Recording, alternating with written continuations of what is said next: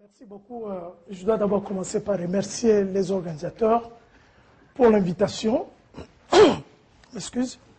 Deuxièmement, je voudrais faire remarquer que je suis économiste et le contenu de ma communication va porter sur mon expérience, d'abord comme apprenant africain du français et ensuite comme enseignant d'économie et de l'utilisation de l'économie en langue étrangère dans certaines universités ici au Japon.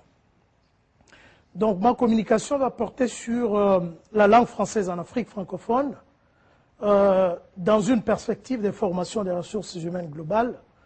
Donc les débats ou le conflit entre connaissances et compétences. Le sujet, je pense, a déjà été discuté par les intervenants précédents. Donc, je vais aller très rapidement focaliser sur l'essentiel de mon message. Et donc, le thème central de notre communication s'articule autour de l'idée des tensions qui existent entre le français, qui est une langue en fait étrangère en Afrique, donc la langue française comme un outil porteur des connaissances communicationnelles, et les langues locales, les langues vernaculaires africaines, qui sont quant à elles porteuses de compétences et héritage culturel. Et tout ça dans l'espace francophone africain. Donc je ne vais pas discuter l'utilisation et l'enseignement de l'anglais dans la partie anglophone de l'Afrique, mais je vais essentiellement parler de la langue française dans l'espace francophone.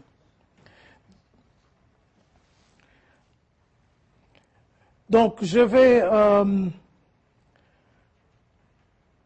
parler de deux sujets, des deux thèmes essentiels. Le premier, la cohabitation linguistique et les quelques conséquences de cette cohabitation au niveau de la gestion, de la manière dont ces tensions entre compétences et connaissances sont gérées dans la pratique. Et la seconde conséquence sera au niveau de l'immersion culturelle, la nécessité de l'immersion culturelle. Et en dernier lieu, la compétence culturelle, donc la nécessité d'une formation des ressources humaines compétentes en matière culturelle ou interculturelle. Alors, avant de commencer, je voudrais souligner tout d'abord que,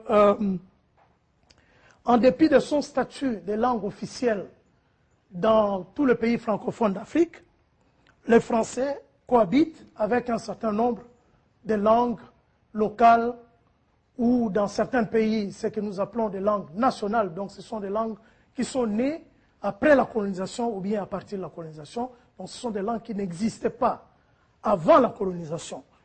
Donc les Français cohabitent avec toutes ces langues dans tous ces pays africains. Et parmi ces pays francophones d'Afrique, il y a des pays qui sont linguistiquement homogènes.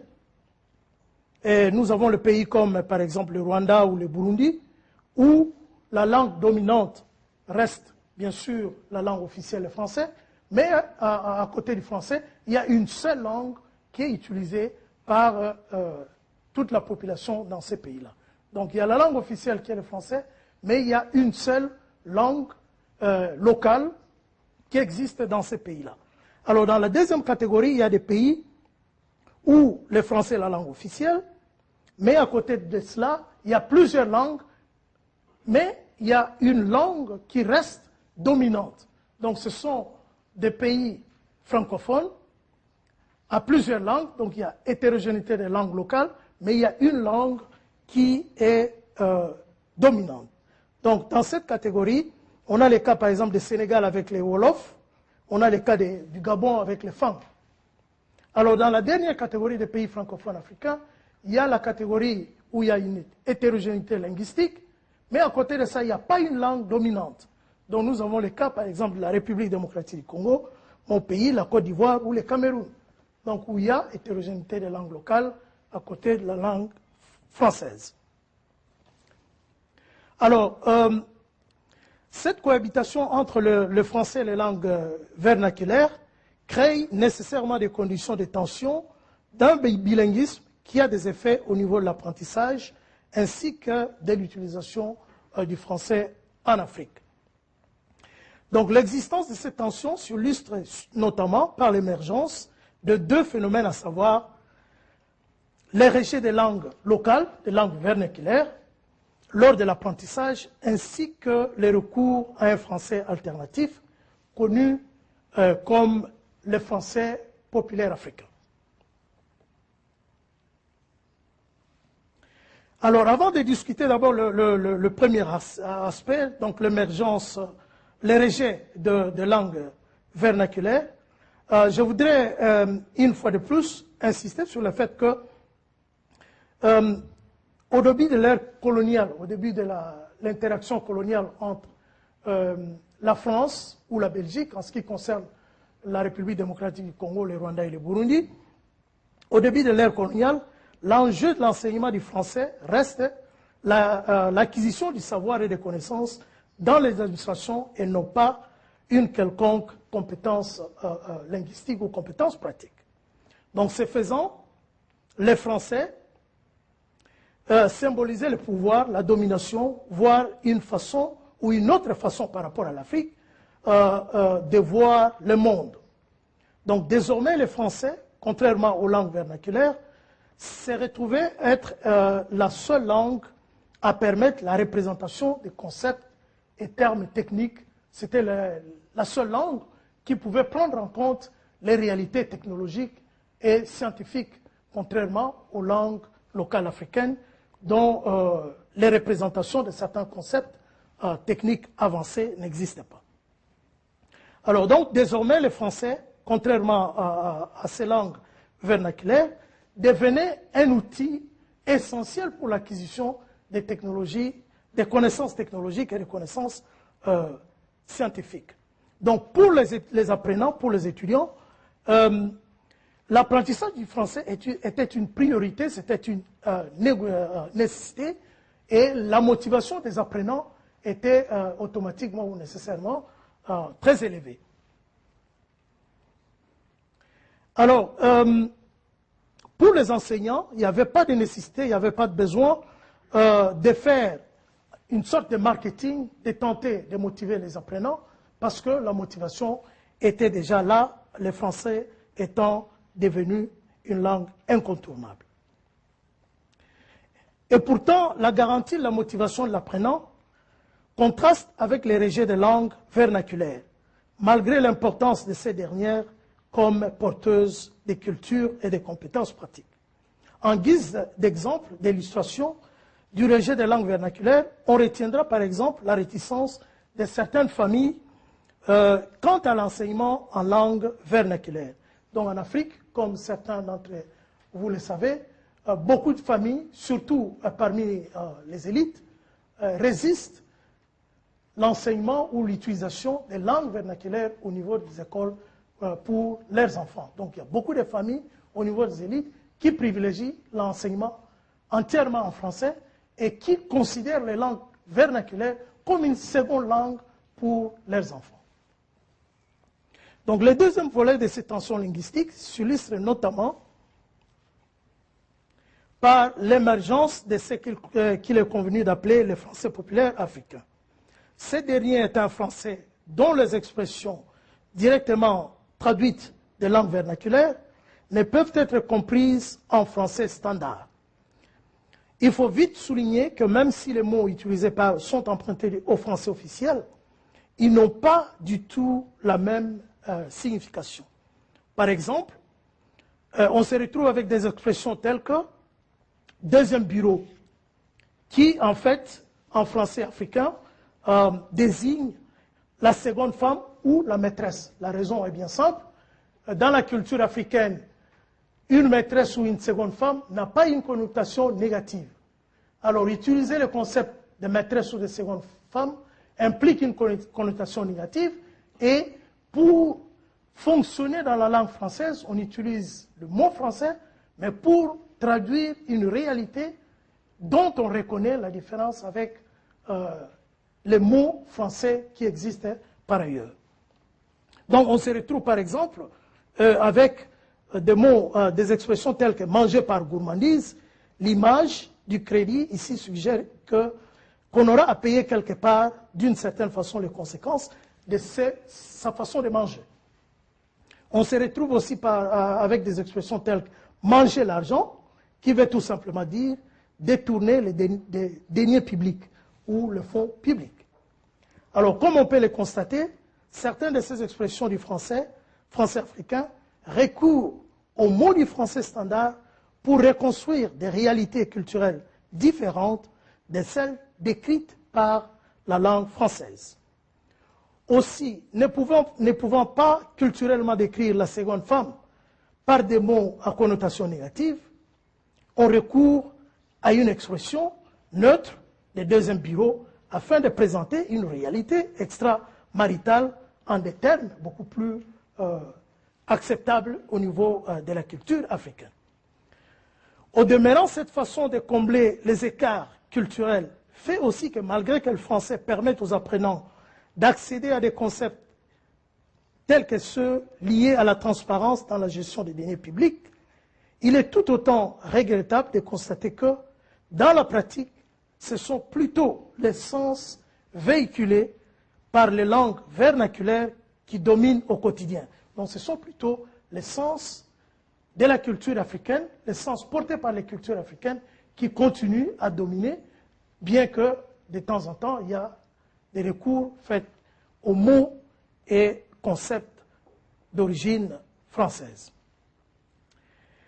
Alors, trois constats complémentaires se dégagent de ces observations relatives aux tensions linguistiques en Afrique.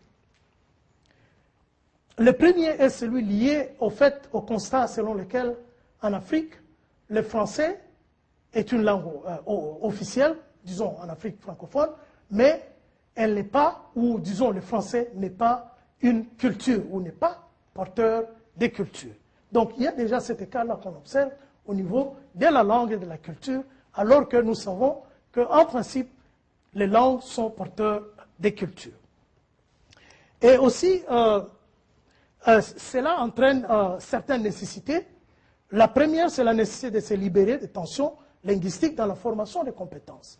Donc, lorsqu'on discute de la formation des ressources humaines globales, on doit prendre en compte le fait qu'il peut y avoir, dans l'accession des langues étrangères, il peut y avoir toujours cet écart-là qui va persister entre la culture que la langue étrangère est porteuse et l'aspect linguistique, l'aspect communicationnel des langues. Donc il faudra que dans la formation, qu'il y ait cette nécessité-là de, du moins, réduire ces écarts, gérer ces tensions linguistiques qui existent au niveau de la formation de compétences. Et l'autre élément qu'il faut aussi insister, c'est que même si le français ouvre aux apprenants africains, par exemple, la porte vers les concepts scientifiques que les langues vernaculaires ne les rapportent pas, de telles acquisitions scientifiques ne se traduisent pas en attributs culturels, généralement associés à la langue du départ, comme je l'ai dit tout à l'heure. Et avant de décrire aussi les volets, excuse.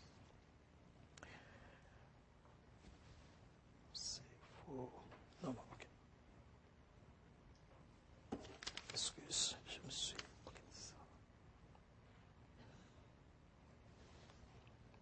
Ok.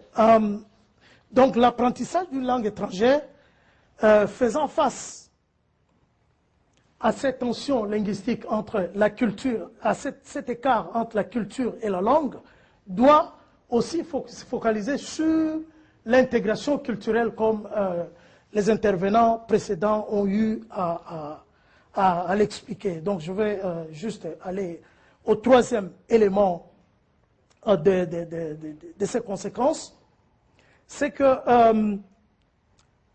En Afrique, en se basant, en se référant encore au cas africain, les phénomènes de colonisation pris dans le sens d'influence asymétrique et à bien des égards comparables à celui de la mondialisation ou de la globalisation.